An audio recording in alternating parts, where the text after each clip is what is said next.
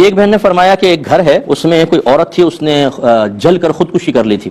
اب کہتے یہ ہیں کہ وہ نظر آتی ہے سفید کپڑوں کے اندر اور محلے والوں کو بھی نظر آتی ہے، اور ان کو محلے والوں کو ڈراؤنے خواب نظر آنا شروع ہو گئے ہیں۔ تو کیا وہ عورت کوئی نقصان پہنچا سکتی ہے، اور کیا وہ کسی کے بدن میں داخل ہو سکتی ہے؟ اسی طرح کہتے ہیں ایک اور گھر ہے، اس کی چھت سے آوازیں آتی ہیں، کیا حکم شرع ہوگا؟ لیکن اچھی طریقے سے یاد رکھیے کہ یہ روحوں کا تصور کہ وہ گھوم رہی ہے، بدرو ادھر جا رہی ہے ادھر جا رہی ہے، یہ اسلامی تصور نہیں ہے۔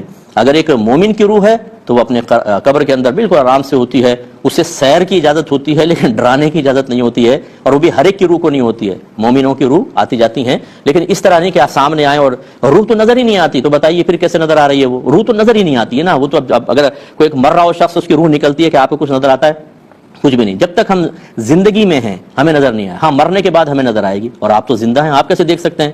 اور اگر وہ کسی کافر کی، بد مذہب کی روح ہو، مرتد کی ہو، یا بہت ہی فاسق فاجر، تو یہ معذب روحیں ہوتی ہیں، یعنی ان پہ عذاب ہو رہا ہوتا ہے، ان کو تو کہیں نکلنے کی اجازت ہی نہیں ہوتی۔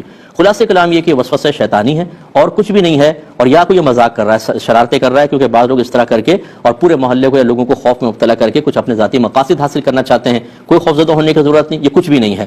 اچھا، اس سے قطع نظر کہ فرض کر لیں کوئی روح فرض کر لیں تو روح کوئی نقصان نہیں پہنچا سکتی۔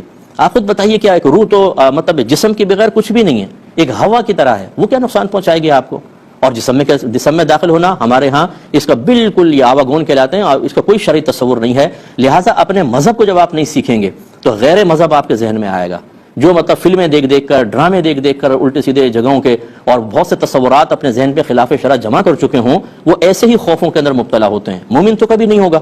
جو کامل مومن ہے، جس نے اپنا دین سیکھا ہو، سمجھا ہو، روحوں کے معاملات، تعلیم شرع اس کے ذہن میں ہو، تو وہ بالکل خوفزدہ نہیں ہوگا۔ یہ وہی ہوگا جس کا ایمان کمزور ہے۔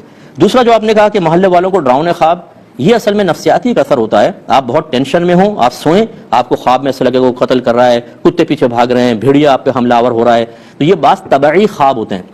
جب سارا دن آپ ڈپریشن کا شکار رہیں، کوئی یہاں سے ڈرا رہا ہے، کوئی وہاں سے ڈرا رہا ہے، آپ سوئیں گے تو یہی چیزیں متشکل ہو کر خواب میں نظر آتی ہیں۔ لہذا کچھ بھی نہیں ہے، آپ بالکل بے فکر رہیے۔ اسی طرح گھر کی چھت سے آوازیں آ رہی ہیں، یہ کوئی آوازیں وغیرہ نہیں ہے، یہ آپ کا وہم ہے۔ کوئی کیڑا ہوگا، کوئی ہوا چل رہی ہے، کوئی چیز گر گئی اور وہ آوازیں شروع ہو گئیں۔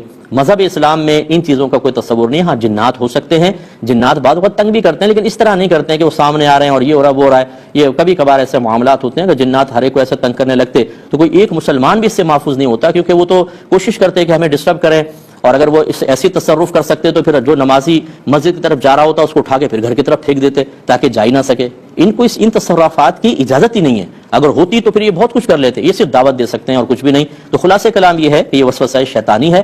ہمت کریں اور کامل مومن بنیں اور اپنا دین سیکھیے، خدا را خاص طور پہ عقائد سیکھیے، تاکہ آپ کا